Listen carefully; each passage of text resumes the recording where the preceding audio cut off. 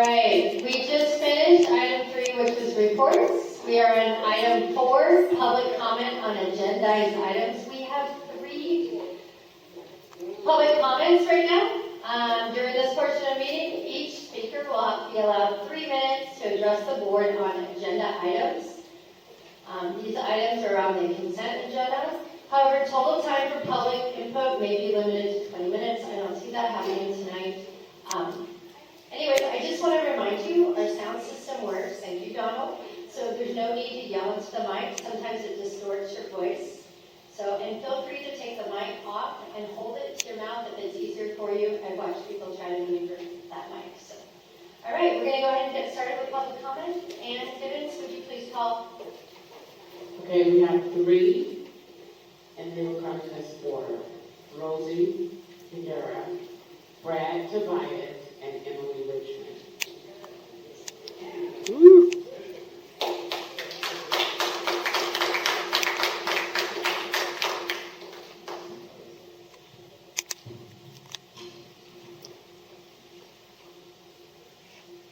You all know who I am. You all spent $73,000 to try to defeat me. Getting worried, huh? You got Tiffany Ortega, the school board, the union president, also speaking of. What is the agenda item you're speaking to? Because I know you're probably on public comment. I would like to focus on Public talk. Okay, public talk. Yeah, can you please stop turning off my mic and give me my minute? It's back. Which, can I ask? We'll stop your time. Hold on. Can you tell me which item on public talk? You have several items there. Yes, I do. She circled R. Yes. I'd like my 3 minutes back, please. Thank you very much. Can you give me my time back? Okay, thank You don't you. need to yell into the mic. We can hear you. All right, perfect. I can yell if I want to. I have my constitutional right to do that if I need to. So I would like to know what is going on with public talk. What is the timeline on that school? When will it be finished? When will it be safe for children to go to school there? I understand the shade structures are not sufficient for the kids. What is going on with public talk? Do you guys have a timeline for that? Can you answer the parents? The parents are completely stressed out. The children are stressed out. It would be great if you can update them on the progress and what the timeline is on the completion of the school. This is public comment, so you have 3 minutes. Continue speaking if you'd like. Okay, great.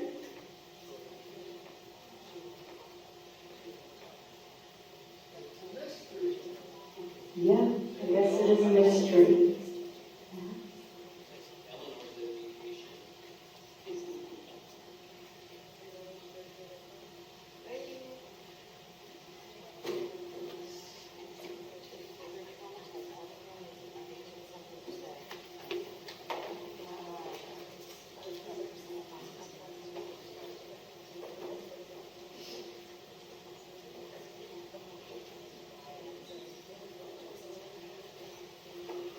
I love the mailer you sent as well with our taxpayer dollars. That have to do with public talk? Yes, it does. Actually, it does. Has to do with all of us.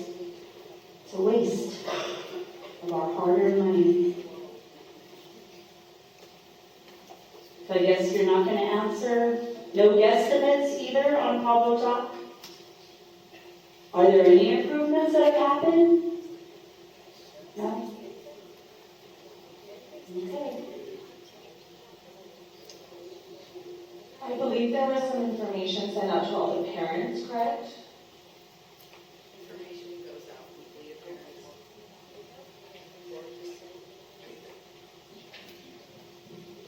Information goes out to the parents and the staff. I was just on Pablo Talk today and walked the entire campus with both administrators and visited a really nice kindergarten classroom today. So the safety issues that I was seeing were being addressed immediately, and that's how they should be addressed. So wonderful. Thank you. I appreciate that. Thank you for answering. All right, who's our next speaker? Brad Tobias.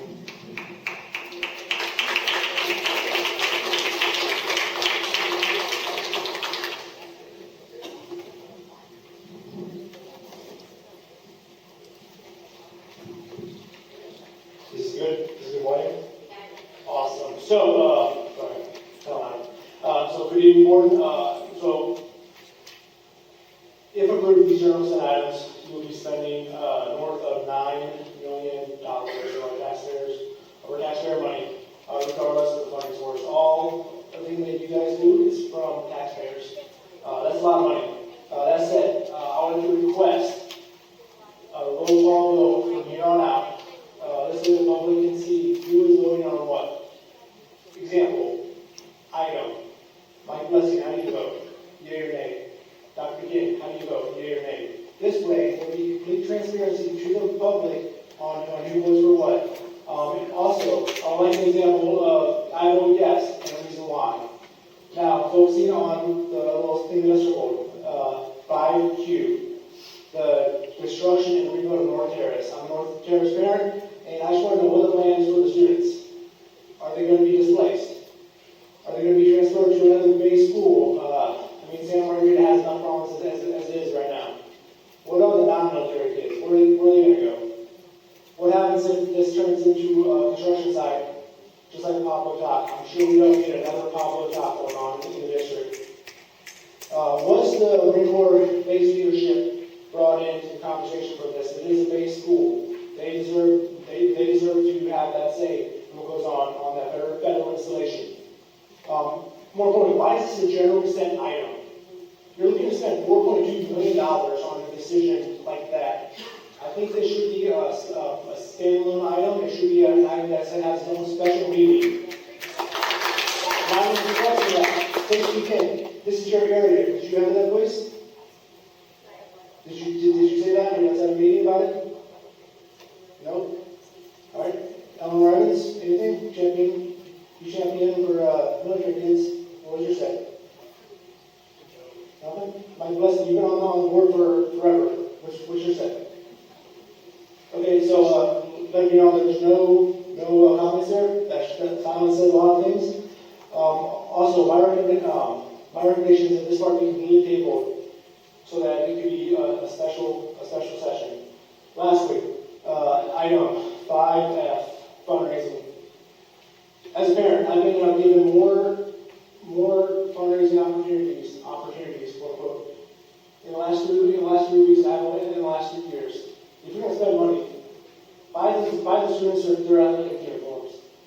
Buy the students and the clothes what they need. Let's quit spending on all this DEI stuff and what the kids actually want to do. Play sports.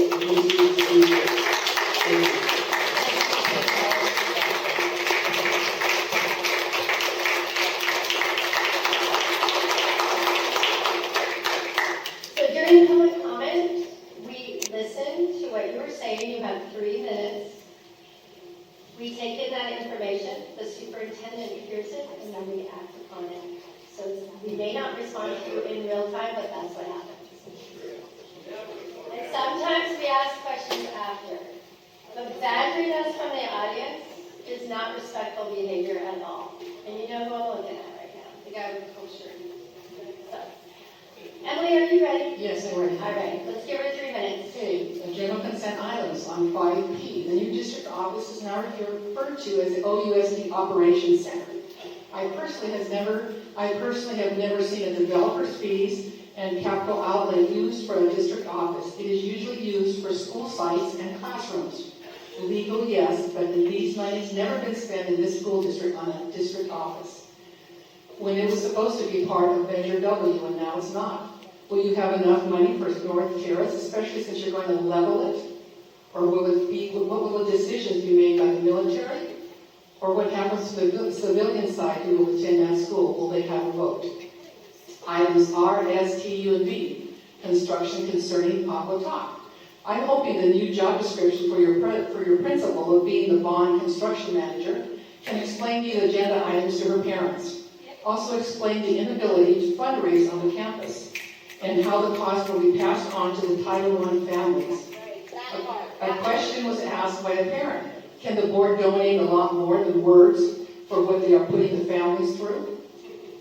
5JJ. I've never seen 15 facilities complaints filed in 1 quarter, no less. When I was on the board, we modernized 13 schools, built 2 elementary schools, 1 middle school, plus a science building. We never, ever opened an elementary school to students when any kind of construction was done. Never. School safety was the first and foremost when I was on the school board. 7A, 49 teachers who are teaching in areas that are not credentialed. You did not send them to added training in the summer. You did not send them to any kind of training. I hope they are being supported throughout the year. If not, why not? Your priority needs to be students in the classroom and continuous support for teachers in these new AG courses. Thank you.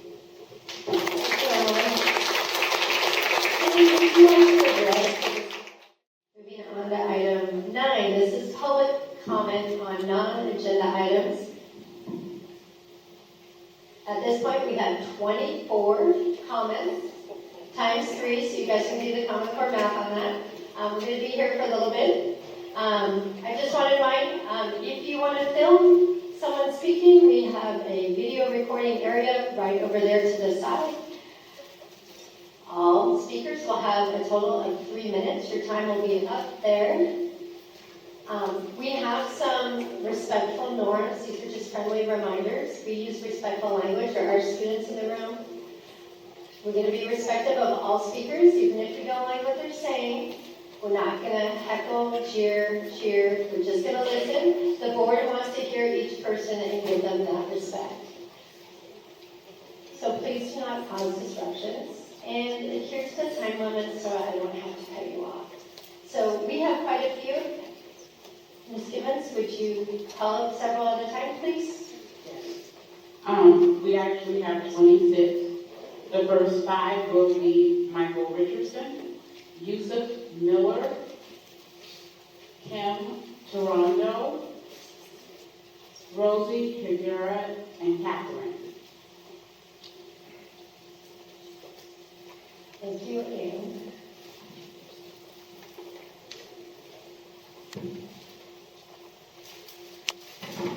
I do like your shirt.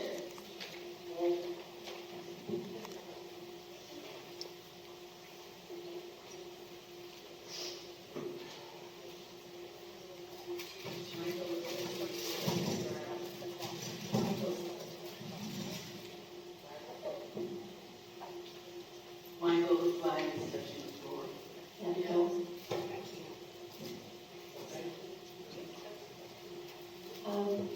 We're kind of using your 3 minutes. Okay, there you go. All right, now we can start the clock. Okay. Okay.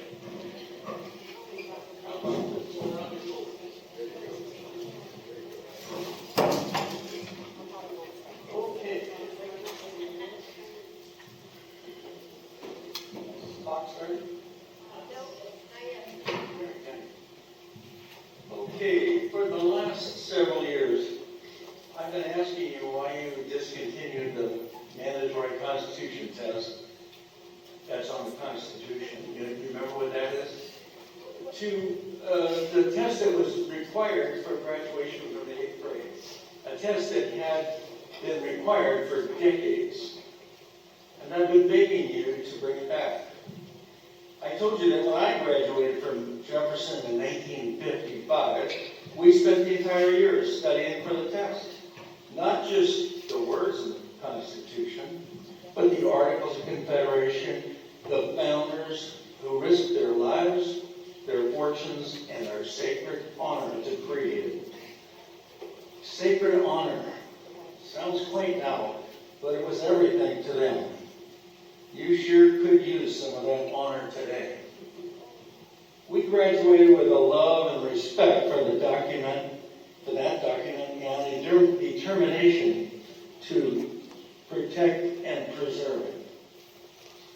I know that I approved of your new history textbook a few months ago, even though it only contained a couple of pages on the Constitution. I also asked you to bring back the test, hoping that it could force the teachers and students to at least read this sacred document. I have wondered why you and many in the establishment don't have the same love of it and how it has created the best country in the world. I have decided that's because you hate the Constitution and you hate this country. And it makes me very sad and fearful for our future.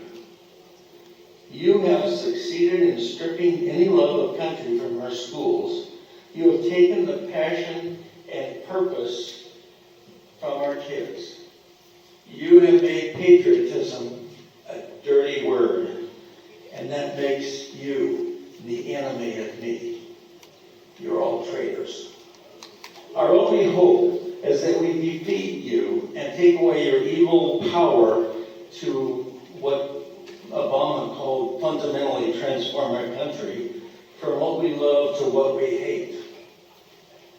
Hate is a dirty word, but you have done this to us.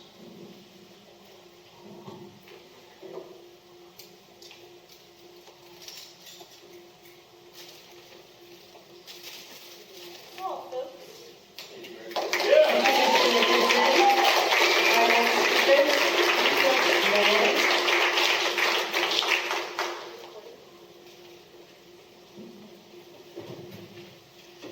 My name is Yusef Miller, and I'm representing the North San Diego chapter of the NAACP and the North County Equity and Justice Coalition. And I want to support the parents and students who are impacted by bullying and the students with IEPs that are not met in the county. No matter who the board members are, that when it comes to harming students, we should all be interested, we should all be outraged if their safety is compromised, if their education is compromised, and if their parents are bullied for sticking up for those students. We should all be interested in that. We find that these kinds of issues are widespread in Oceanside Unified, and it demands attention, and it demands inspection. With that being said, let us not be distracted by attempts to discredit and dismantle DEI and ethnic studies. Ethnic studies and DEI are the solution to bullying. It is the solution to bigotry. And this is what we should uphold, not let people who are political pundits come in and slip in their rallying points to discredit these things that we need in our county and we need in our nation. People who have IEPs, they are the people who need to be included. People who are bullying need to be included, and those who are bullied need to be included. So we need to pull everyone in a way that is inclusive so that everyone feels a part of Oceanside, and Oceanside feels a part of everyone else, and all students feel that their fellow students are also part of their society. So we want to address these issues. I am for everyone who is addressing the issues of safety, education, and the IEP students and their parents, trying to stand up for them. At the same time, do not be fooled by these people who are in here trying to disrupt DEI and ethnic studies in the name of supporting IEP students, in the name of supporting safety. I appreciate everything that you guys are doing, but at the same time, I'm watching you. I give nobody favors. I give nobody overlooks. I give no one any credit. What I see is what you do, and I'm going to hold you accountable for it. And I'll say it a third time, or maybe this is the fourth. Do not be fooled, and do not be dragged into this conservative, liberal debate when we're talking about our students. Please protect our students. Encourage our students. Make our students feel proud of who they are and where they belong. Educate our students. Yes, let's educate our students on the Constitution. Also the framers of the Constitution, the slaveholders in the Constitution, the slave acts in the Constitution, the 3/5 compromise. All of that needs to be educated. And we should understand where it comes from and how it makes this country the country it is. I'm a veteran myself, 24 years service, active duty, Iraq and Afghanistan. I served this country under that flag, and I support it.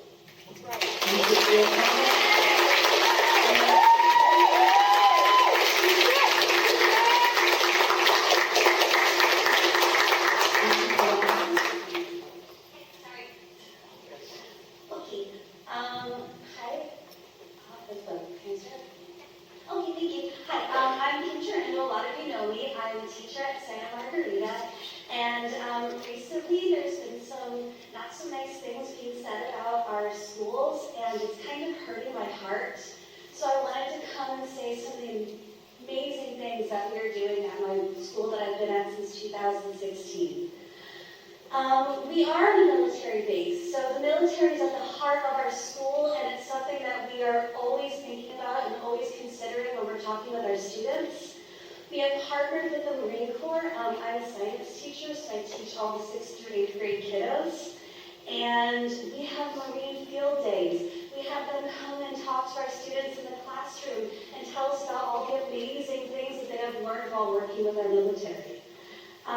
We have a preschool through 8th grade with 2 mod severe classrooms. So we have a very diverse group of students.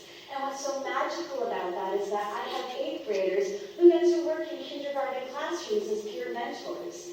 I have little 7th graders who come running up to me telling me about the 1st grader who figured out how to read and write their name properly that day. So I want to highlight all those wonderful things we get to do. The other thing we get to do that I absolutely adore is our art projects, because we want to bring art and music back into our schools. So we partnered with 1st grade and kindergarten doing regular projects where they cut, like on Halloween we're doing this team art day, where all the kids are going to come through and my middle schoolers get to do all these beautiful science-oriented and artistic works that the kids get to take home with them. A couple of years ago, my kids decorated all the little train cars for the Polar Express parade. So all of our kids didn't have to rely on their parents, who are really busy, to get this done. And my kids got to spend a week covered in glitter and glue and tissue paper, and it was the most amazing thing ever. We have lunch on the lawn where parents show up with snacks and sometimes bring me some, which I totally love. They can keep bringing on the cheese. Additionally, because I teach them for 3 years, we get to build this amazing close relationship with our families. We get to know their kids. We get to know, I'm on the 6th kid for one family, and it's really great to see everyone grow and mature and become confident, and see as they get older and older, getting ready for high school. These tiny little 6th graders become these young men and women, and it's amazing. And on top of that, the last thing is, I get the joy of being there for so long that my students stop by. When they get on the bus right outside, they stop by in the morning, in the afternoon, they email me from college, and we're always just a phone call away for every single one. Thank you for your comment. Rosie?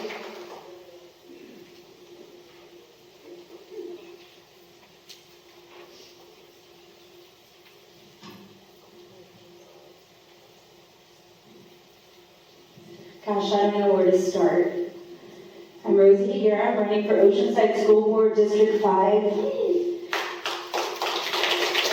I wish that these 5 school board members represented the parents and the community members and the constituents, but after coming for 4 years to school board meetings, I see that the vote is always 5-0, and you are very, very much in the hands of the teachers' unions.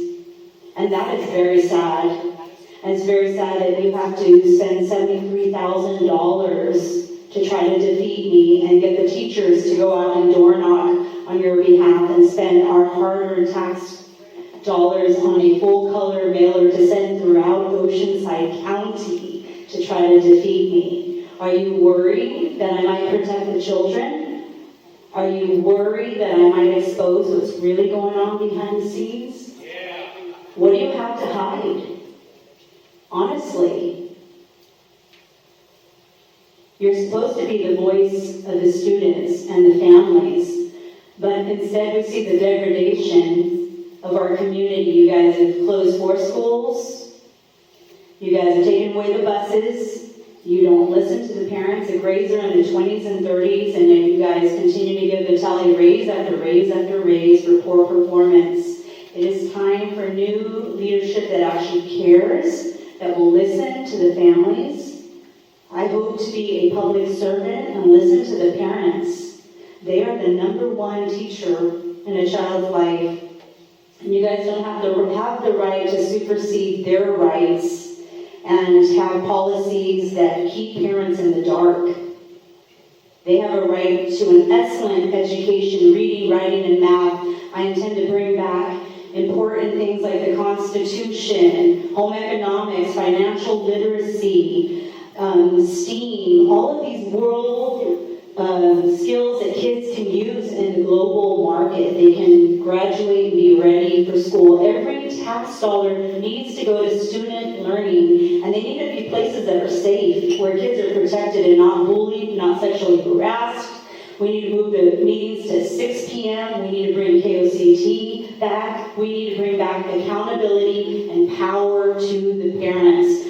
So please, I welcome the public to call me. My number is 760-573-8727. I have an open door policy. I would love to take you out for coffee. Ask me anything that you want. I am very transparent. I have nothing to hide. I will represent all students, military, LGBTQ,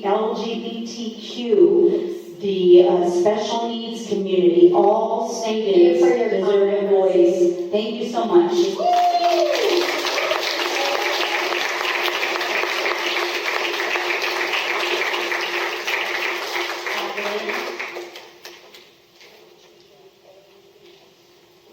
I didn't hear the name. Good evening. A friend of mine recently did a survey of families within our military community about their educational choices. In our own neighborhood that I'm a part of, 60 families responded to the poll. Only 50% of them actually attend Oceanside Unified. The other 50 opt out for homeschooling, charter school, or private schooling. In another poll on social media, with 191 votes that came in, only 21% of that attend Oceanside Unified School District. We believe this is due to the school's lack of effective leadership and disciplinary issues that plague the school, in particular Santa Margarita. There have been many reports that have been surfacing on all social media pages on Camp Pendleton, from autistic children being abused, to children being sexually harassed or physically assaulted or abused, to children escaping the schools, especially autistic children who are elopers. When the situations are brought to the school's attention, because many of the situations, the parent has to be the one to bring it to the school's attention, their response is they will investigate with no further action happening, or the school lying to the parents about what actually happened. The school solution seems to be focused on positive reinforcement with ice cream or with student of the month programs. And these are wonderful programs, but it doesn't actually fix the bullying problem because there's no accountability or disciplinary action that's actually being taken. A bully doesn't care about getting ice cream if they can assault a kid and get away with it. Parents who do speak up and come to the district to report anything about the livelihood of the families, if the school reports it to the family's command. And it makes us scared to speak out. I'm scared standing here right now that something's going to happen to either my children or something might happen to my husband's career because I'm speaking today. And that fear should not exist. Since money seems to be the language that language that talks and people will actually listen, then if you want more funding to come in, especially for military families, then you need to fix the actual problems in our military schools. Thank you.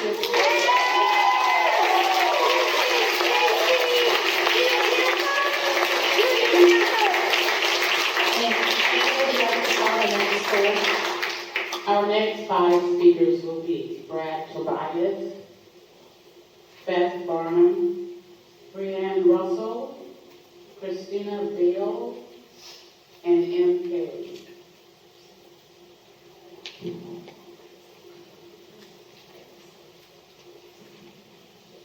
All right, so first thing I want to talk about is, and I'm just going to cover it really briefly, is the parking situation at Oceanside High School. It's terrible. Like, as a parent that comes to watch this football game, go Pirates, you know, I was mad at the Wildcats and he does, but the parking there sucks.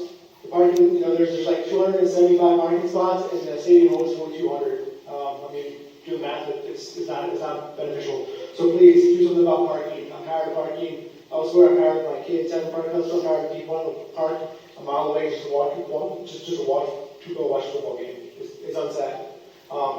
Next thing, on this bullying stuff, I'm gonna be a little vulnerable. I was bullied as a kid. I was fat. I mean, I'm not skating right now. I'm not looking now. Yeah, my last name is Tobias. I was also a speech accompaniment. So they would call me, instead of Tobias, they would call me touching their tubby ass. And you know what? It's cool. I'm awesome now. My wife is beautiful. I got an awesome wife. I got awesome kids. I got an awesome life. I'm getting my child to every day. And you know what? And you know, confidence was an issue in the morning, or as an elementary school student. It was because of awesome teachers that gave me the confidence, awesome coaches that gave me the confidence. All right? Teachers and coaches that weren't up here giving political speeches. They're just solely focused on the students. They're solely focused on me. They're solely focused on listening to my parents and being with my parents. To hear stories like what's going on here with you guys, it's heartbreaking. It's tragic. You know, I'm in the military also. It's sister. I'm with you on it. You know, on the risk. It's 100% terrible, and we need to do better. We need to do better about this bullying. We need to do better about this because it's not it. And it should be. And Dr. Dean, you're also military. Americans, you're a military brat. You champion military kids. There should be an issue that is near and dear to your heart. It should be, and honestly, whenever these things happen, it should be a professional embarrassment. We shouldn't, try to sweep underneath the rug and say everything's peachy, because it's not. It's not peachy at all. I live near Santa Margarita. I've seen autistic students running without supervision. We've been obedient in that. When those students should have been in school. It's terrible. It's not an issue to be taken lightly. The security of our students, it should be your number one priority. And from what I'm seeing online, from what I'm hearing, it's not. So please, as a parent, I expect you to do better. Thank you. Thank you for your comment. Next speaker is Beth.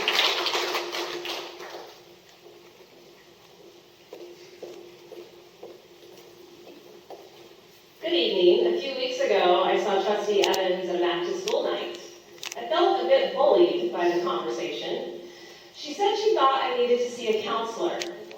Why, you may ask? Well, I would show the public these pictures, but I cannot because it is pornographic, and there are children in the room. If you're an adult, you can come see me afterwards. I showed her the pictures that I have, and she said, "You carry these pictures all around with you all the time. You must need to see a counselor." Yes, I carry these pictures because most neighbors and friends do not believe me when I say there is porn at the schools. With permission of some local parents, I showed these two pictures to high schoolers and college students. Both groups said that it would be inappropriate to have these available for anyone under the age of 18. Both of these books, Fun Home and Gender Queer, are in the library at El Camino, and for sure, Fun Home is in Miss Carrie Tarjeda's class.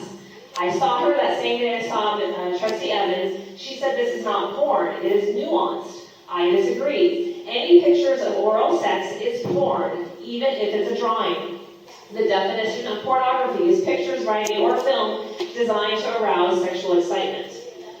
Librarian Dr. Gianna Orsevi defended these books in an episode of El Camino TV, and that if parents did not want to have their child be able to check these books out, then there is a form that can be filled out. She is correct. There is a form, but that form does not help when my child is in the library looking around and sitting and reading without checking out the book. And these books were prominently on display last year.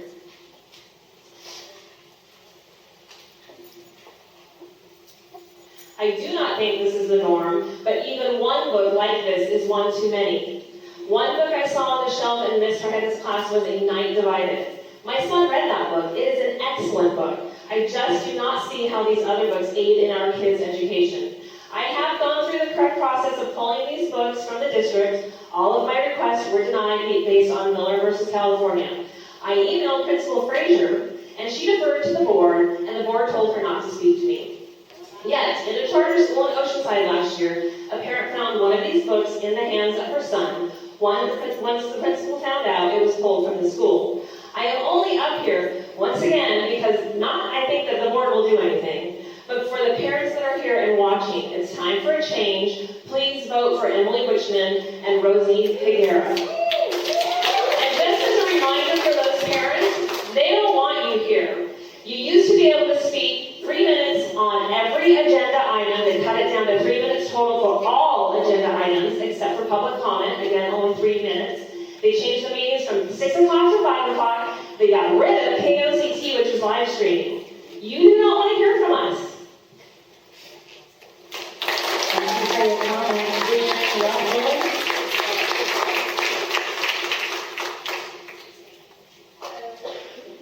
Hi, thank you for having me. I'm just an average parent of a couple of kids in Oceanside High School, and I'm here on behalf of my daughter specifically. On Friday the 13th, she attends MLK. Her and her friend were at their lunch break, which MLK has condensed every single grade into one lunch break now, and it's causing a lot of chaos. And her and her one friend tried to go to a bathroom, the only bathroom that they are allowed to use during lunch.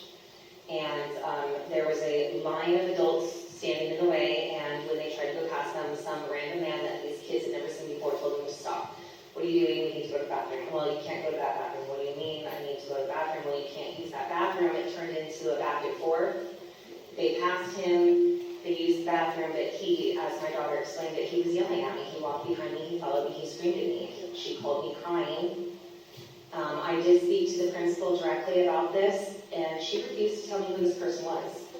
I know that it was an official of the school district because my daughter and her friend went to the principal's office after this happened to make a report and complain about how they were treated, and the vice principal of MLK looked at these two girls as another woman and said, the person who did this is above your principal, and you didn't listen to him, so I'm not going to tell you, I'm not going to do anything about it. And she turned them away.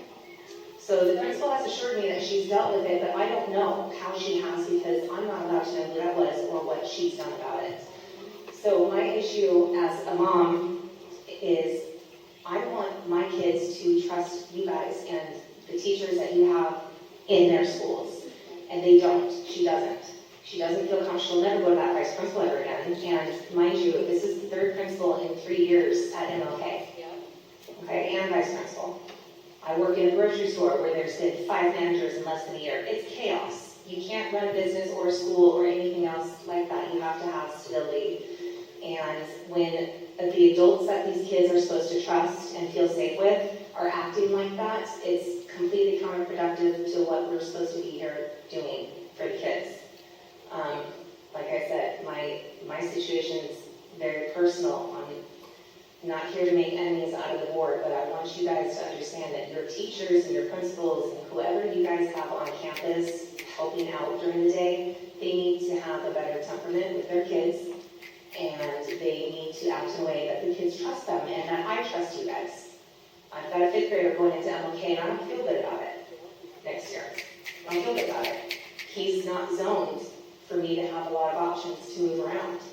So I'd like to feel better about MLK. Thank you. Thank you very much. So it's now video.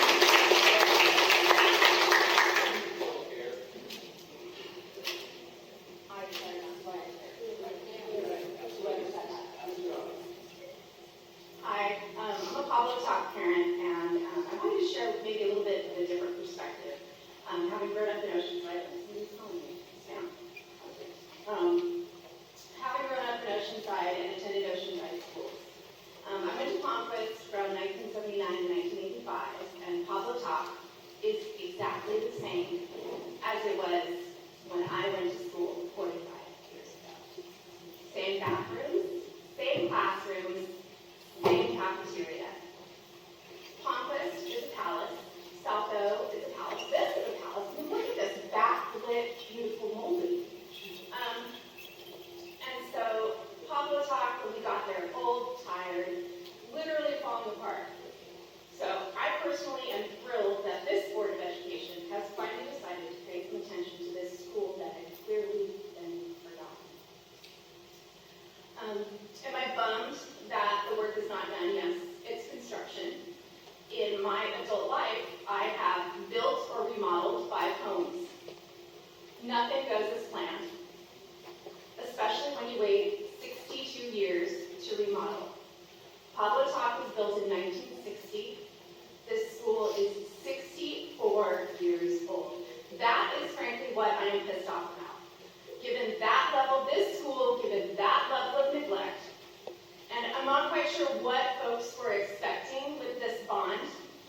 Did we expect people when the work started? Did we expect these guys out there with their hard hats on, driving the excavators. I don't know.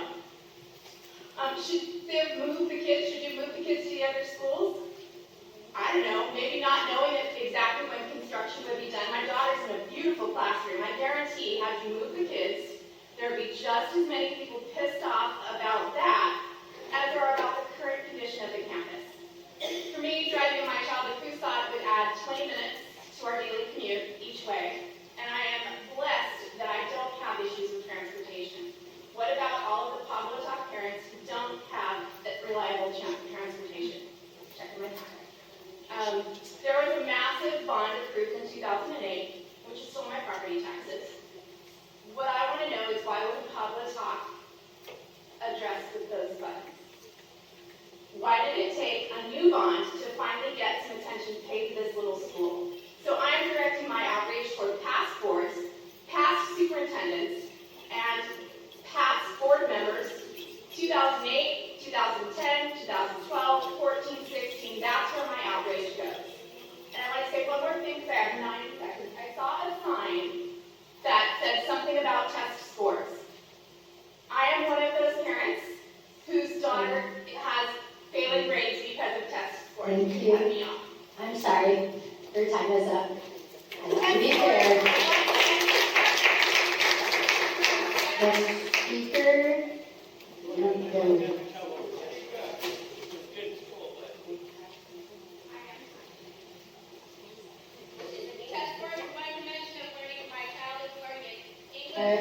Yes, it's Shannon Kelly. It's your turn. I will be reading something that a Lincoln Middle School queer student wrote. For over 2 years, my friends, my community, and I have experienced mistreatment. This mistreatment has ranged from verbal harassment, bullying, to physical violence. Even with multiple witness reports filed by multiple individuals, all of these accounts have been swept under the rug by the administration. No matter how many times I have reached for help, nothing happened. My attempts to get help felt meaningless, and the treatment I underwent felt degrading. Some of the mistreatment included a box of the school's milk being poured into my backpack the 4th week of 7th grade, ruining all of my previous schoolwork, notebooks, and almost breaking the school-issued computer. A friend's glasses were almost broken and were stolen by the persecutor, leaving him with a cut across his forehead that lasted for days before finally healing. Safe spaces that are advertised as safe and inclusive spaces were not a welcoming environment. During lunchtime break, my friends and I, would be yelled at by these bullies who treated us like we were less than them, yelling hateful and derogatory remarks that made us feel unwelcome in our own school. More than once, I had experienced negative and self-inflicting behaviors, trigger warning. Because of this, my mental health was tanked significantly, and it was hard to just get out of the car without having a panic attack because in my head, I wasn't wanted at my school or anywhere.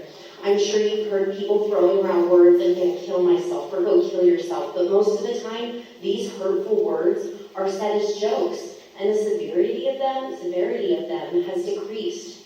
But when you're told to kill yourself every day and you hear it and it floats around in your head, it's not easy to forget, and you won't, ever. Not when you truly feel like doing what they've said. Administration keeps this hidden. No repercussions came to those who physically assaulted and verbally assaulted my community or I. The Oceanside Unified School District needs to change, and it needs to change now. My own personal experience and situation is one of very many that will almost never see the light of day because of the way the administration treats us like filth that's going to ruin their reputation. If any of this got out, I'm afraid to be who I am. And that's the last thing the student wrote. This is a Lincoln middle schooler that has dealt with bullying for 3 years, and nothing's been done by this board. Thank you for your comment. Next speaker Hester, Heidi Gardner, Heather Guerrero, Patrick Higuera, and Samantha Viscount. Susan Custer.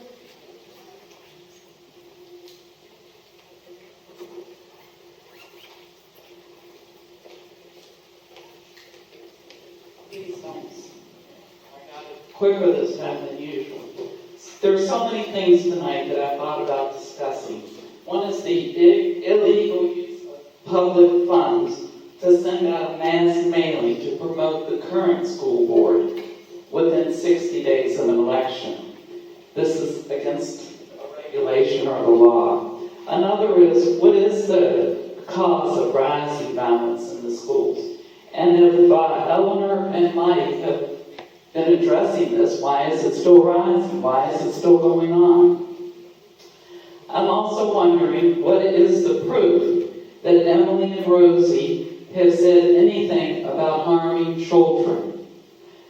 I'd like to hear some actual events cited, as I'm going to do now.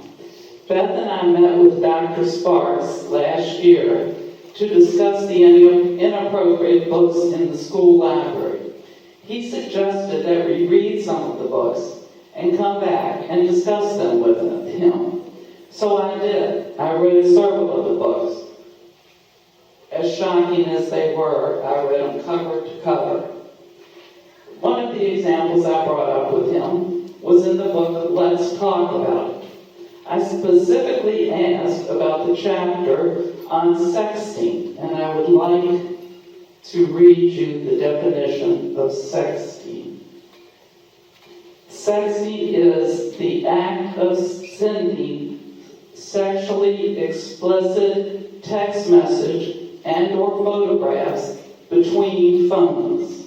So it's sexually explicit messages.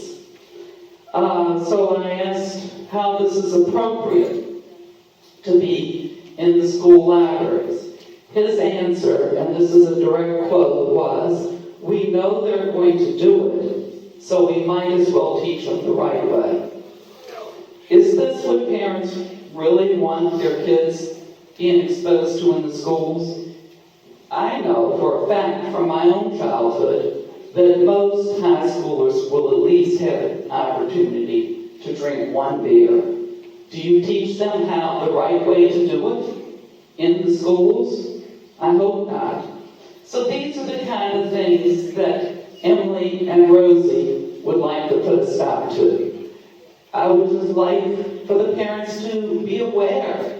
And if there are any parents that really want their children learning this at school, I don't know, speak up, let us know. Voice your opinions. We haven't heard anyone say that's what they would like the kids to be learning. And in this same book, Let's Talk About It, the next chapter, which we did not have an opportunity to discuss in this meeting, but it was about Thank you for your comments. how Thank you, kids should Susan. pick their favorite porn site. Thank you, Susan.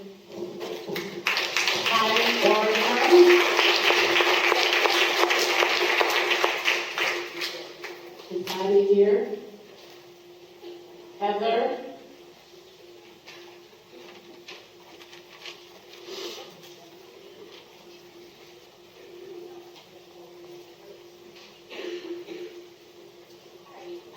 Good evening.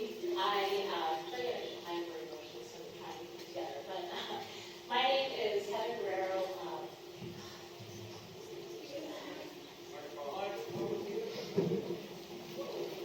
Sorry.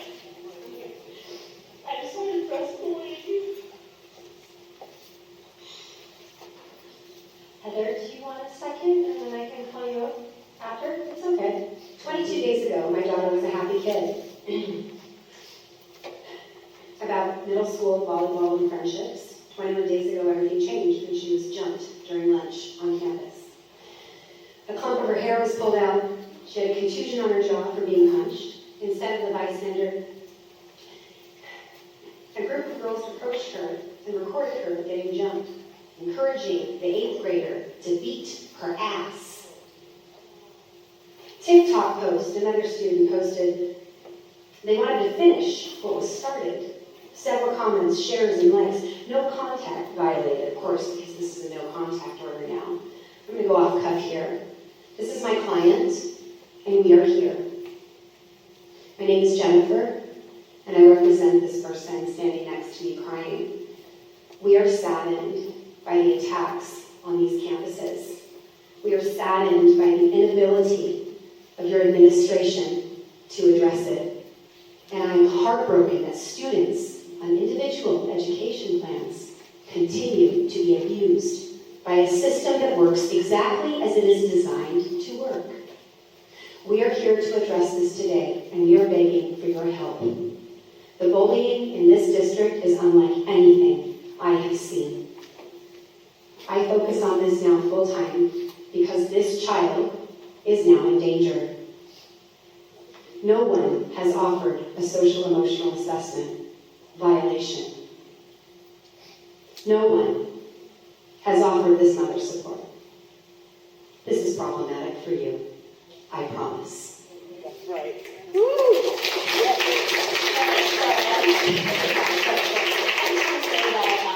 I have 24 years working in the Marine Corps in the violence prevention field, so this is absolutely rocked my world.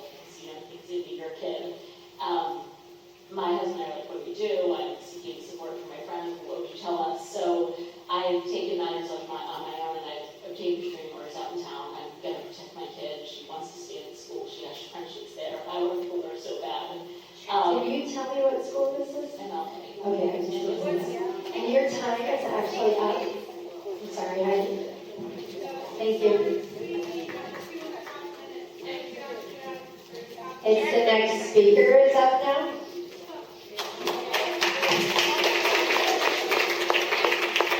Wow, trustees, you guys suck. Niche.com, OUSD School District.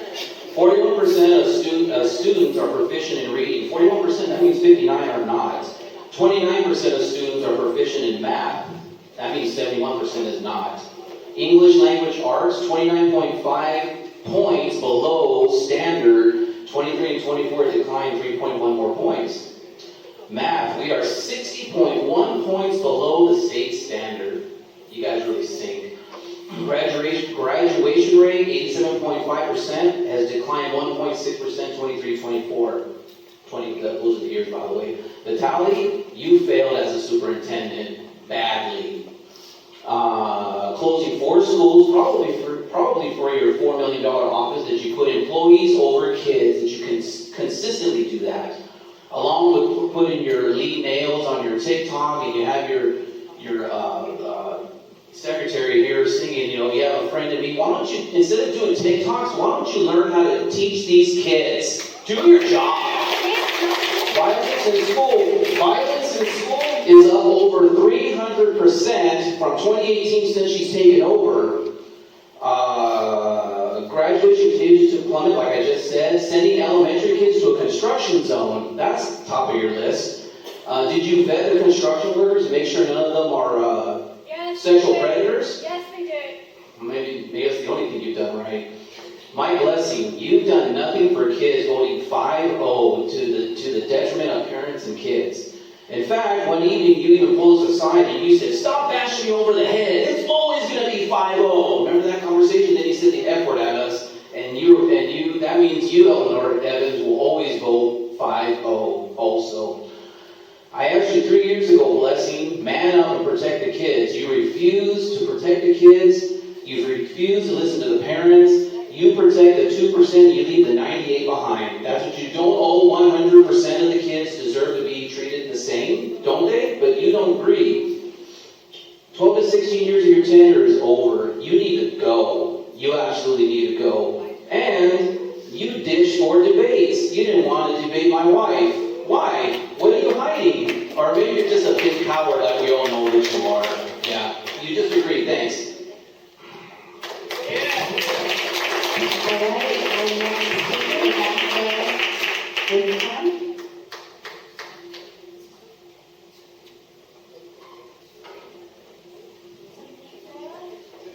Good evening, board members. My name is Samantha Viscount, and I am a college student at Maricosa.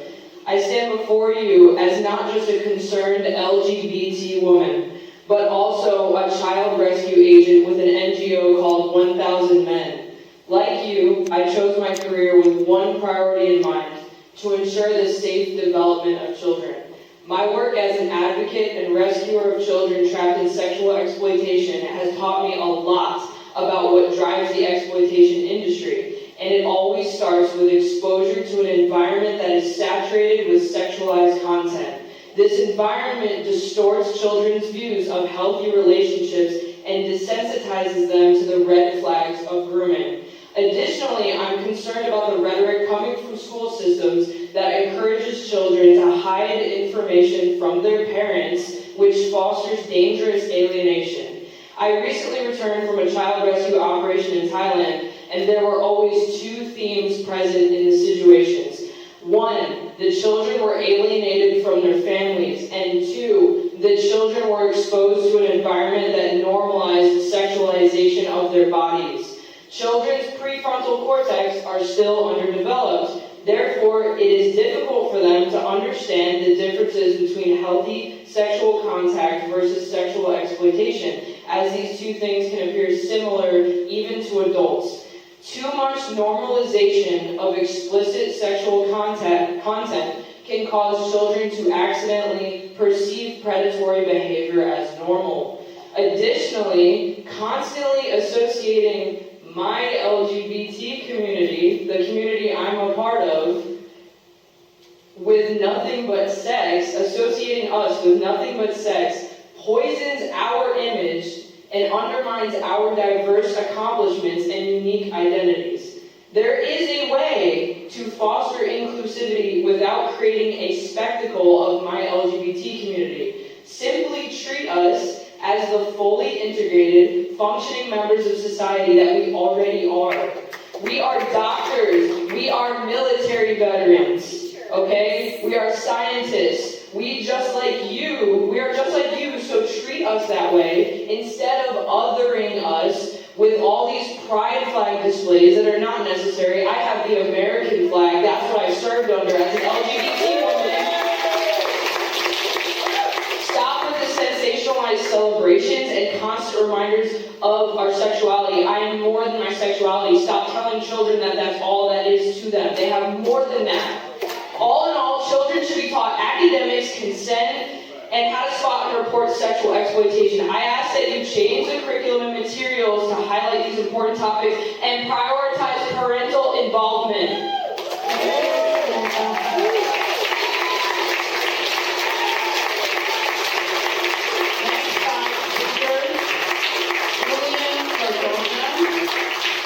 Maria Ajama, Richard Newton, Graham Fraser, and Emily Richmond.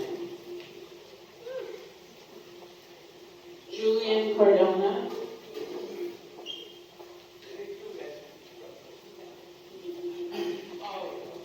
Good evening. I should be a familiar place to you now, and my problem will go away.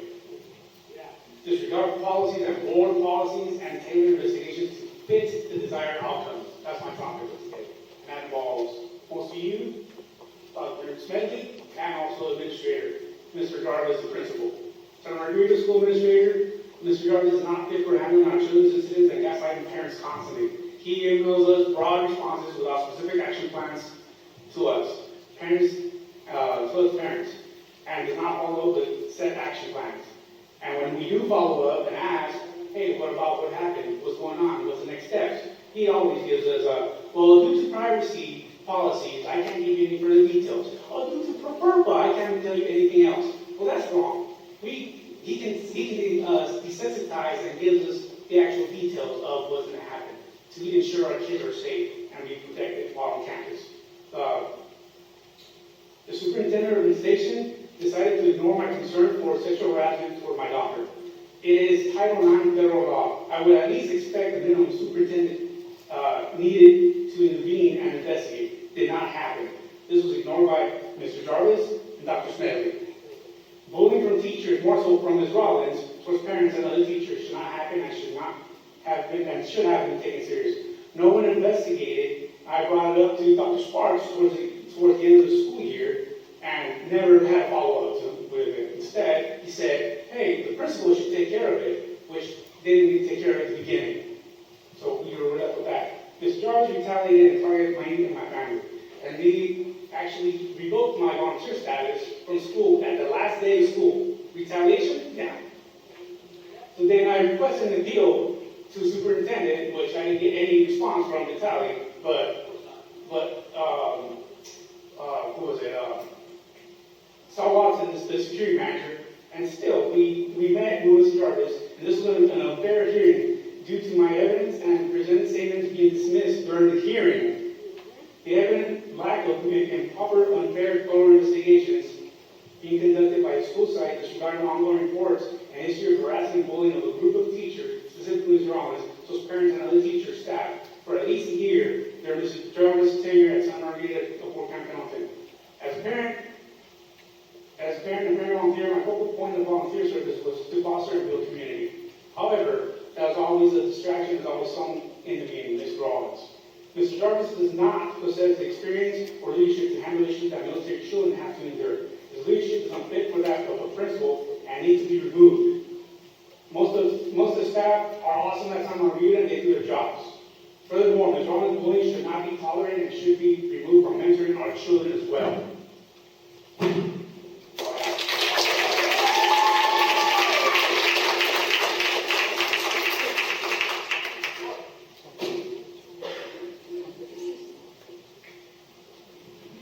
Good evening, everybody. I'd like to start by saying go Padres. My name is Maria Aljama, and I am part of the DEI and Student Support section of Oceanside Unified School District. I'm one of the 4 school social workers in our district, and I just wanted to highlight what Dr. Vitale talked about, our Show Up and Shine events. This is part of an initiative from DEI and our school social work department. We had folks from Educational Support Services and the DO come just to celebrate kids. So anybody who has not made it to one of these so far, there's still a few left at the elementary level, then we'll move on to secondary. I suggest you show up and shine. It's been really wonderful to see things like one kid who came up and as we were setting up asked me like, what's going on, what's this for? And I said, it's for you. We love you here. We want you here. We're so glad you're here. And he said, this is the best day ever. And he did a cartwheel and he grabbed pom-poms and he danced down the red carpet. That's been the spirit of these events. There's a lot of joy. Kids are standing around and waiting for some of the kids who might come off of a bus, who might have some special needs. They're knowing when we're saying, you know what, for this kid, we're going to turn down the music because it might be a little bit upsetting. They're following that. They're cheering kids on. They're walking other kids down the red carpet who might need some more support or an extra hand. Some of the parents are coming down the red carpet. Parents have been super into it. At Del Rio, we had, I think, the longest conga line I've ever seen in my life. The kids just like kept coming around and around and around. At one point, there was one of the schools where once the kids had come around, they were right next to us, but behind this happening on our campuses. I think it's really easy to get lost in some of the things that aren't going well or parents are upset about. Valid concerns, of course, but also there's a lot of joy and a lot of positivity, and we're really, really happy for our kids to be at our schools. We want them there, we love them there, and we will continue to do what we can to support them and keep them safe there. Thank you.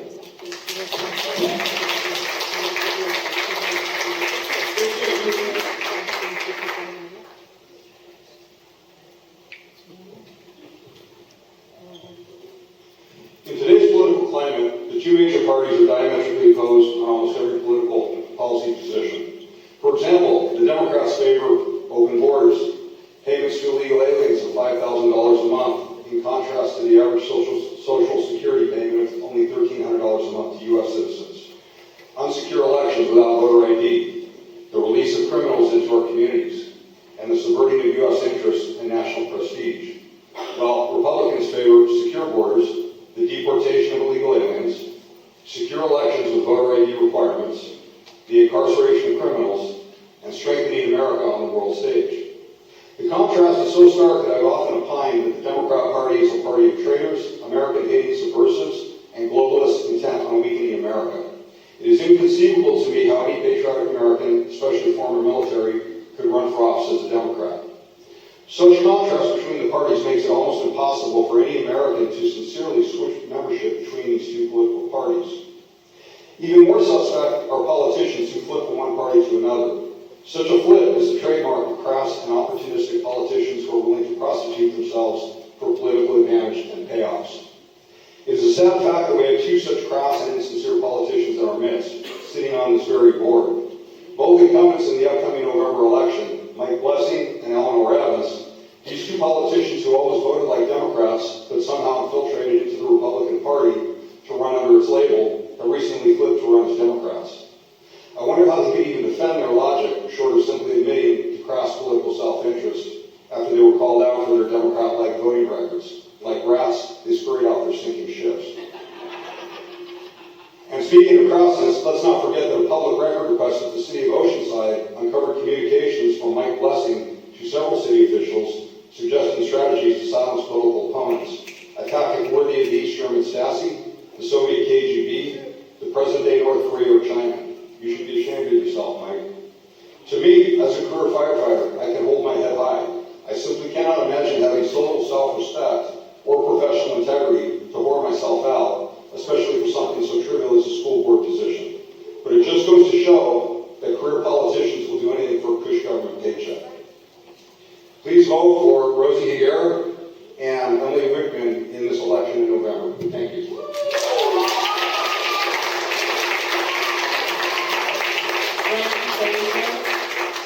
Graham? So good. Good job, Richard. Hello, members of the board. I think you know who I am, Graham Fraser. I'm here to speak about on-site construction safety. Shouldn't be any controversy about that. When I was the district engineer for the Oceanside Unified School District for 10 years, I was involved in practically every school modification, new schools, and I was involved in the on-site construction safety aspect, because safety was the number one issue. One of the precepts, one of our principles, was that we never had kids involved when there was construction going on at that site. Why? Because accidents happen. You can say that you're going to have a cordoned off area for the construction, but that cordoned off area has to be opened up. Trucks go in, materials come in, they go out, things fall off trucks, stuff happens. And you shouldn't have kids there. Now, had your district had the proper strategy, and would have maybe left some of these other schools open a little bit longer, and have the TikTok kids go there so the kids could be completely safe. But no, that sort of foresight does not apparently exist. This shouldn't be an issue at all. The parents are concerned about the safety of the school. Why are the kids there at all? Why couldn't you organize it other than that? We did during the construction and now modifications of these other schools. So this is just another example, the way I see it, of the lack of oversight and direction by the superintendent and by the board in a more strategic way about how to go about improving things for the Oceanside School District facilities. Thank you.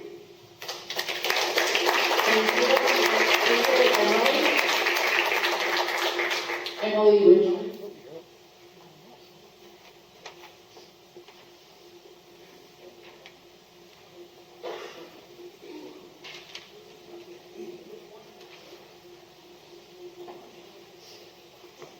I remember Graham made a great addition to our school district.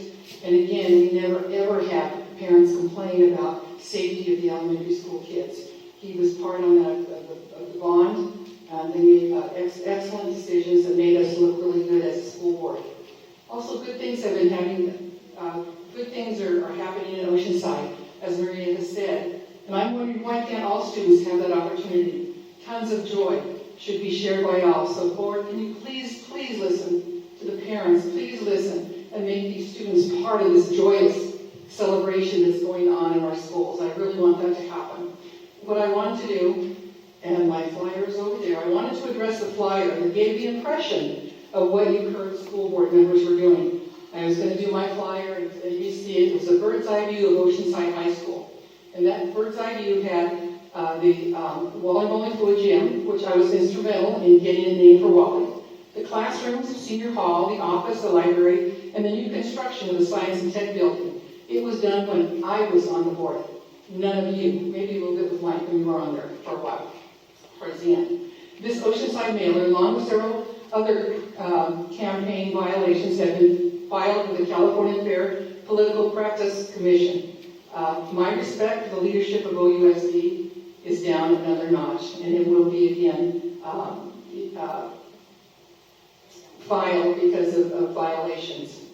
And it isn't enough that the union has budgeted $73,000 against candidates, a clear minority at the best, budgeting $35,000 for Mike and $35,000 for Eleanor.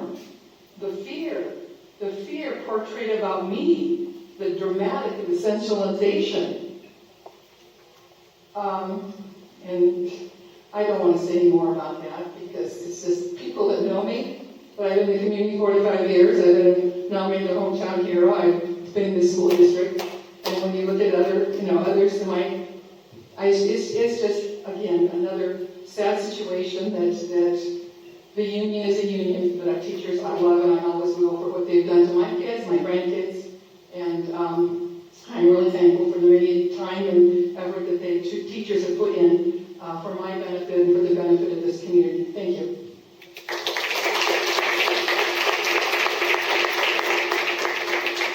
Nicole Watson, Kelly Denver, Jennifer Dahlquist, Madison Williams, and Yoli Cardona.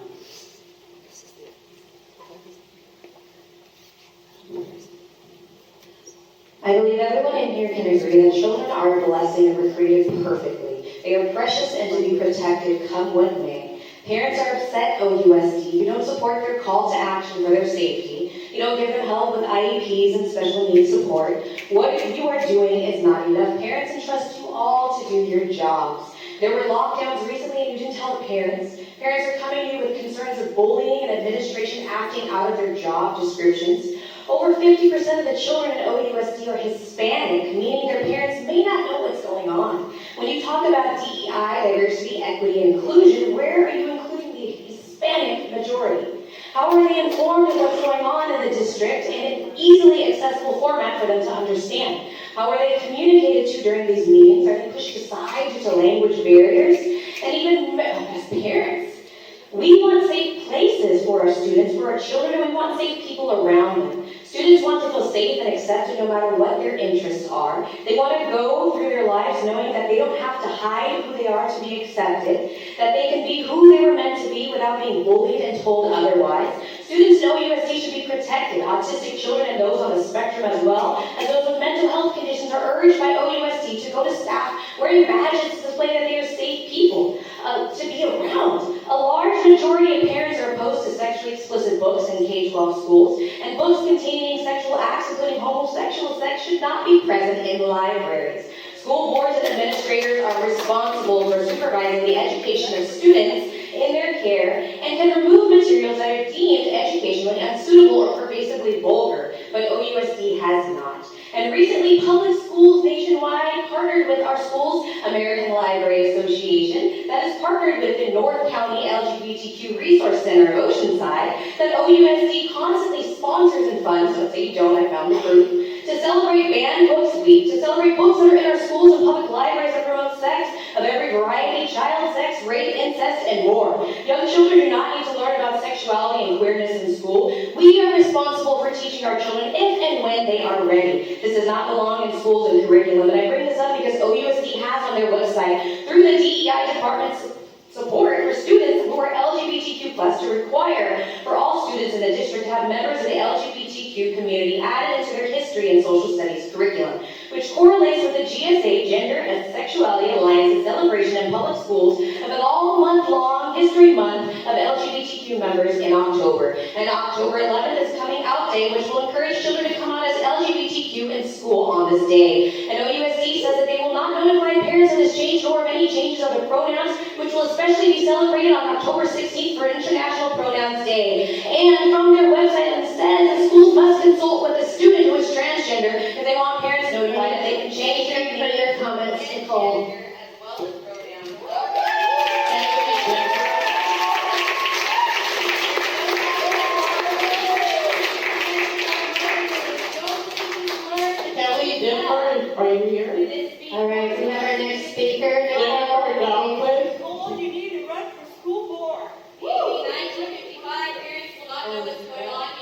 Nicole, Nicole, again. Parents. you had your 3 minutes, and now we have someone else that needs to speak. Thank you for being respectful. Evening Board. My name is Jennifer Dolphus Ramirez. I am Gen Ed Comprehensive Education Services and the Gen Ed Foundation. I have one goal: to provide free advocacy to families. We are in crisis. Of the 7.2 million IEPs in this country, your administrators sitting in oversight of those IEPs primarily have general education backgrounds.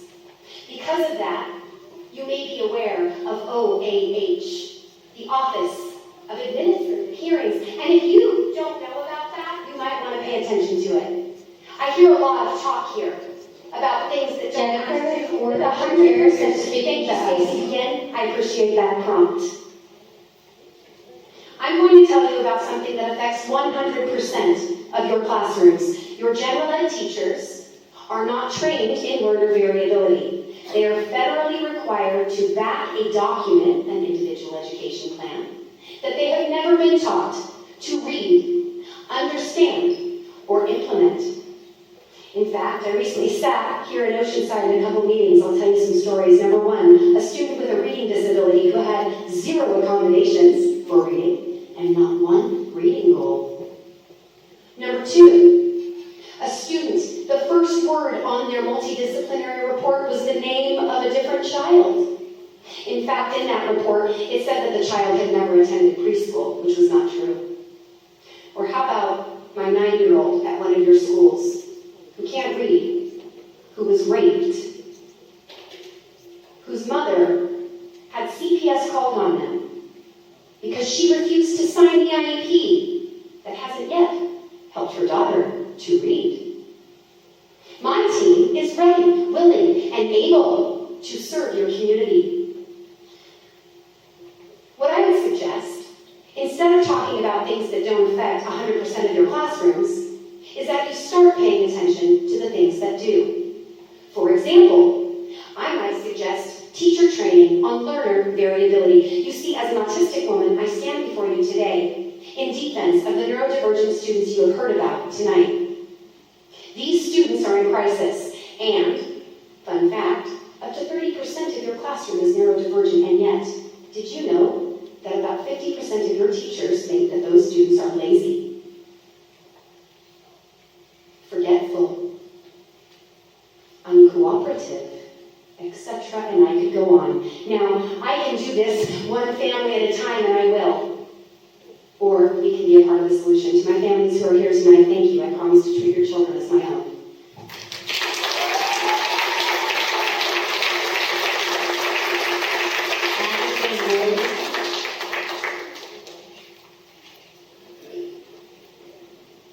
Do we have any more speakers? Oh, there we go. Great.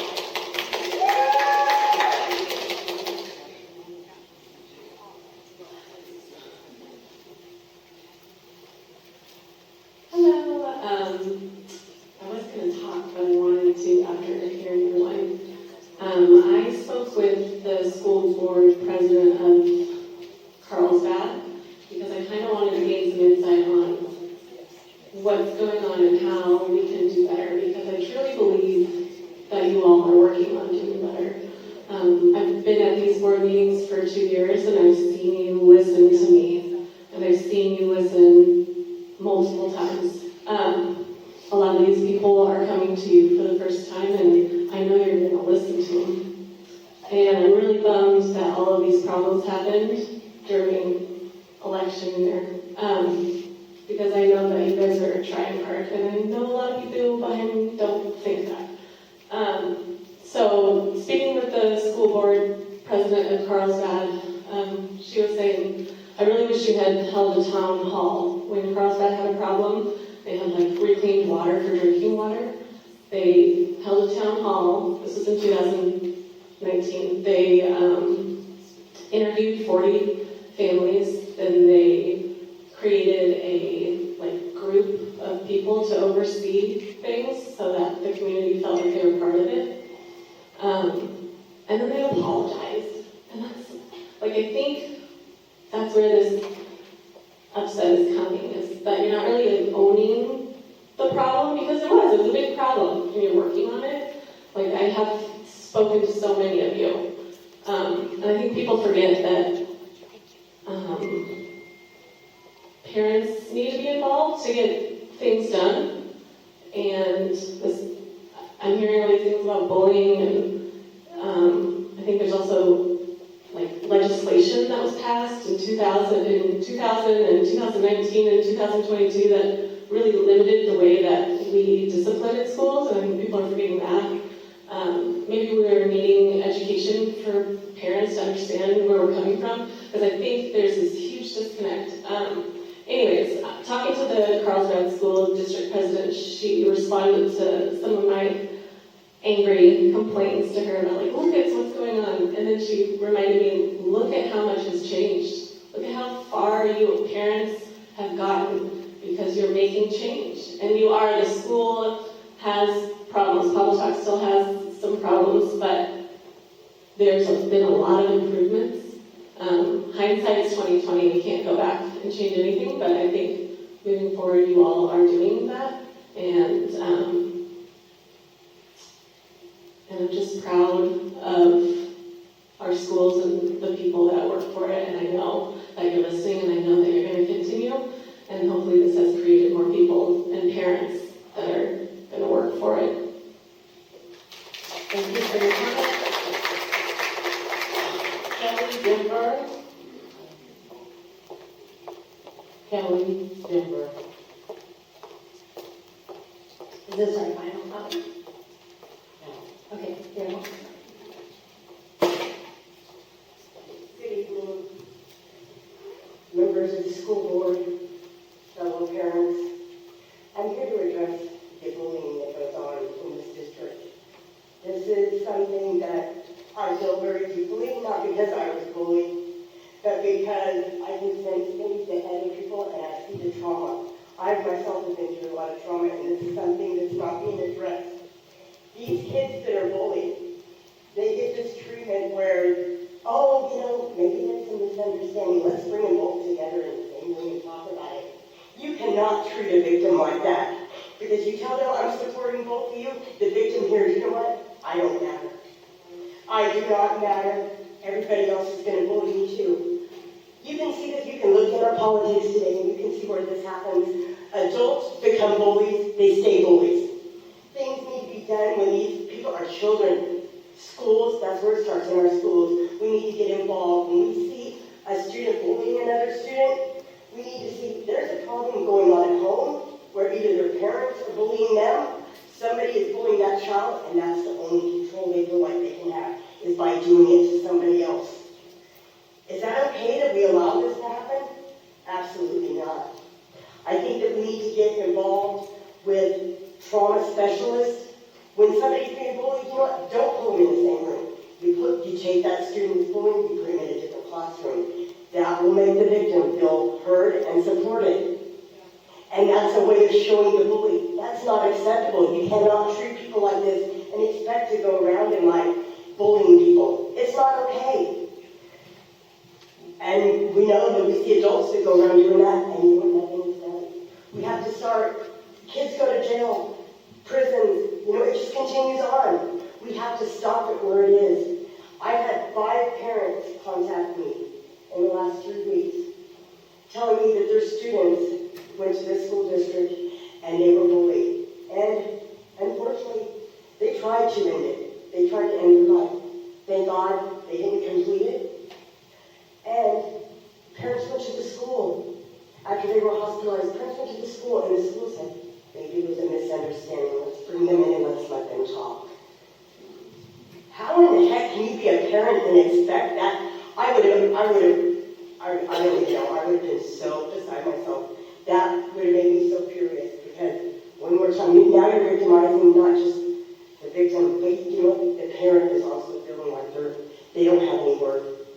I don't know if any of you are a parent, but I'll tell you what, I would do anything for my child. If I see trauma that my child has experienced, there ain't nothing that's going to stop me. I will fight to the death.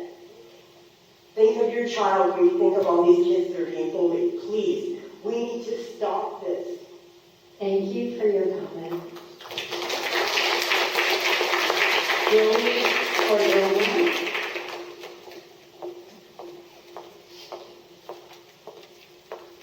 Can you say your name again? I didn't hear it. Yoli Cardona. I represent the parents of Santa Margarita of Ward Camp Wellington who are not able to speak due to being harassed, bullied, and turned into by command by the Principal Jarvis. Parents have reached out to some of you board members asking for help in private. Rather than you guys helping them, you guys have directed the email back to Jarvis. Jarvis in turn has called them into their office, demanding they meet him at the time that he wants them to go in, and has berated them for 30 minutes, speaking ill about all their parents. This should not be allowed. This week, there was another sexual harassment case, this time in the kindergarten area, and nothing has happened. I have multiple statements from multiple parents that want to come forward, but can't due to fear to retaliation. It is a shame that our military community is being bullied for defending their children.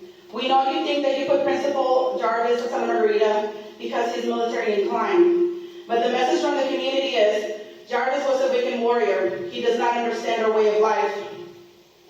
I want to read some of your own board policies.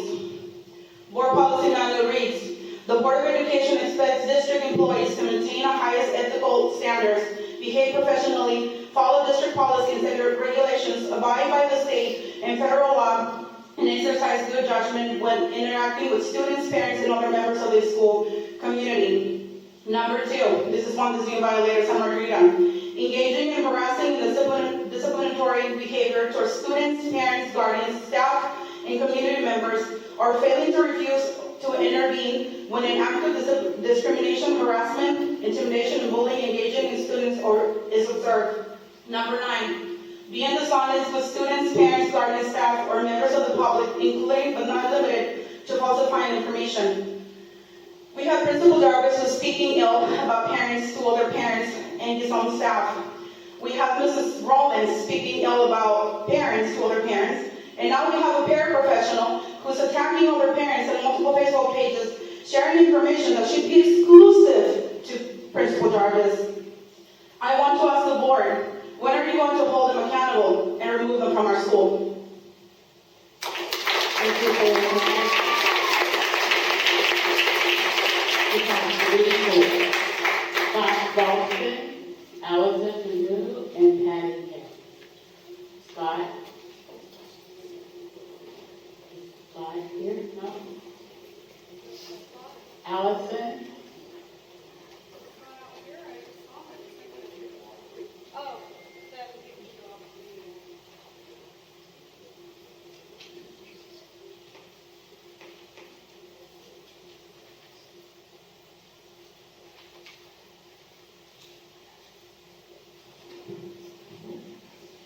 Good evening. My name is Allison Pino, and I am a parent of 2 children in the district. If anything happens to me or my children after today, it will be in pure retaliation for me standing here today.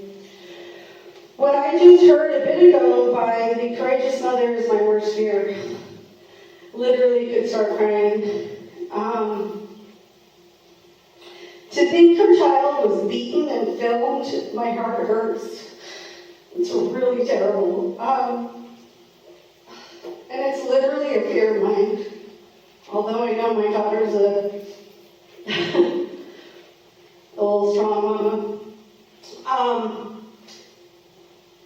As we have seen for years now, is a school board that is being reigned and ruled by our superintendent, Dr. Vitale. Just this afternoon, I received a message from a mother whose daughter had been bullied at Lincoln Middle and reported it to the principal and district, only to be stonewalled by the district, in particular Dr. Vitale, who never even once answered her emails. As a parent, that infuriates me. Why did you ignore her cries for help to protect her daughter? And as a stakeholder who pays your paycheck, you should be fired. By the way, she pulled her child out of OUSD. Another student lost to another district. Commission and remind families and stakeholders at home that this year you have a chance to vote 2 incumbents out. Furthermore, Mr. Mike Blessing, you mentioned events you have attended. It's unfortunate and very evident you have no interest in communicating to families and stakeholders in the community, as you were invited to KOCT Forum, declined. Earn Our Vote, declined. A community town hall, declined. All no-shows. Thank you, Eleanor, for attending Earn Our Votes. And thank you, President Alvarez, for attending the community town hall. Vote them out, people. Now's your chance. Obviously, after tonight, we can hear all the cries for help. We need change. We really do need change, and you need to start answering to this district and these families. Thank you.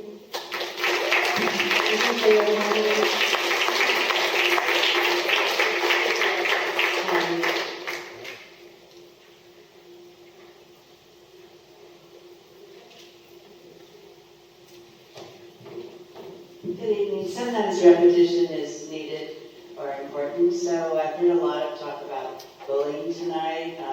I wish I'd looked up the school policy, the district policy. However, I think we can agree that it's someone bigger, stronger, that pushes around someone younger, or someone in power, given the power or control, and they do and don't listen to constituents. And it struck me tonight that perhaps this topic applies to the board and the superintendent here at Oceanside Unified. I would say that you are bullying, and the reason that you are the following. You've reduced speaking time on agenda items. You've deleted KOCT streaming for those residents who want to watch at home. You've changed the start time from 6 to 5 p.m., so it's very difficult for parents to attend, and I think that was intentional.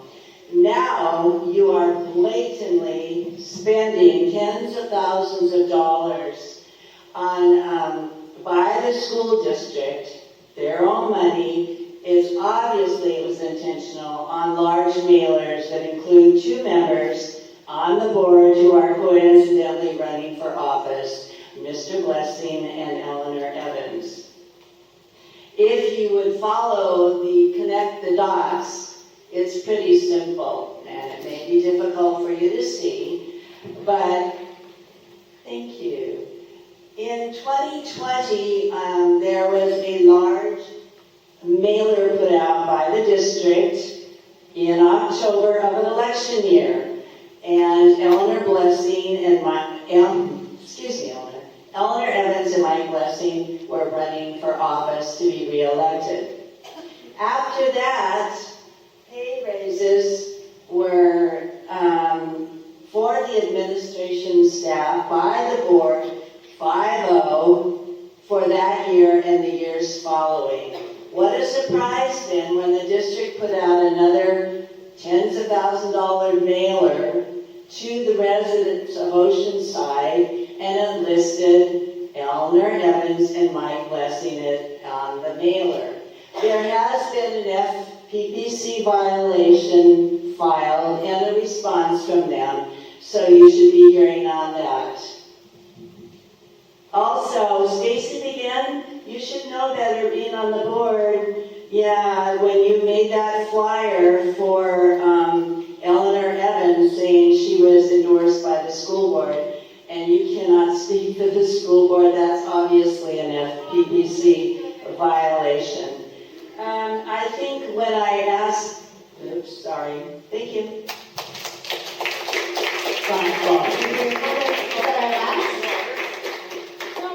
Yeah, he was outside. Oh, okay, great. It's Todd, right? Bob. Okay. Scott. Okay, Scott. Yes. You're right. Yes. How you doing? I had something all written down, but after hearing everybody, I'm blown away. I thought things had gotten better. I have 2 businesses. I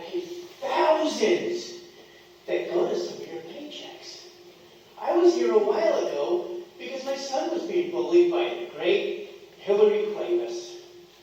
We worked behind the scenes to get her out of Libby, and then my son came here. We had an issue with Miss Cuevas that my son, someone said that he had said a racial slur. My quad-racial son. This girl had admitted that she had lied, yet Miss Cuevas backed up the bully. Made my son sign papers without us knowing or being there. Then my son comes here, and we have the issue with the non-binary teacher that we had to go to a meeting with all the heads of this school just to get him out of that class. And then my younger son was bullied by Miss Cuevas, and we get her out. And I haven't been here because I thought things had changed. I was wrong after hearing everybody. My wife works on base. She gets to hear that Miss Cuevas is now up there on base bullying people and kids up there. What's going on? You guys have sat here with the same blank stares, and the only time you guys do anything is to either give yourself raises from our money or to protect your jobs to do nothing again. Please, please answer me. What are you doing to protect our children instead of your raises that we pay for? Are any of you doing anything? I know I heard a couple ladies get up here and say that really things are good, but they're not. And you sit here and just stare at us, or you just watch your computers. When have any of you done anything to protect our children? My son, who was here at Chavez, dating a girl, but wanted to ride his e-bike more, so she started rumoring that he was going to wind up gay. Whether that was true or not, she got some wannabe homeboy to befriend him on social media and then threaten him. No one wanted to protect my son, so I spent the 4-day weekend with pads training my son to protect himself and throw a 2-punch combo. Because if he broke a bully's nose, I would reward him. Because if you're not going to protect my son, I'm going to make my son protect himself. All I know, you guys are in trouble. Because last time I was here, we had upset parents. Now we have pissed off parents. Thank you, staff, for your comments. Is that I would like permission to address the board and staff. This issue is very near and dear to me, bullying. I'm a counselor, and I think I've been for 10 years, and over the last 3 years, this has definitely been worse and worse in our schools. And so I think it's so important that we all continue to focus on what we're doing, encouraging. I think that in the 2 years that I've been here, I've consistently heard people from the public openly speak about how kids don't need counselors, why are we hiring social workers, social emotional learning is not important. This is the result, is that if we don't incorporate some of these supports for students, things are going to happen. And so I really hope that people out there are we're not listening to all of the hate that's coming toward us, and we continue to do what's best for kids, and we protect our kids, because they are in crisis, and they need access to counselors. They need those character development lessons, and they need us to protect them. Thank you. Thank you for your comments. All right, meeting is adjourned at 7:30. Thank you for attending. Do something!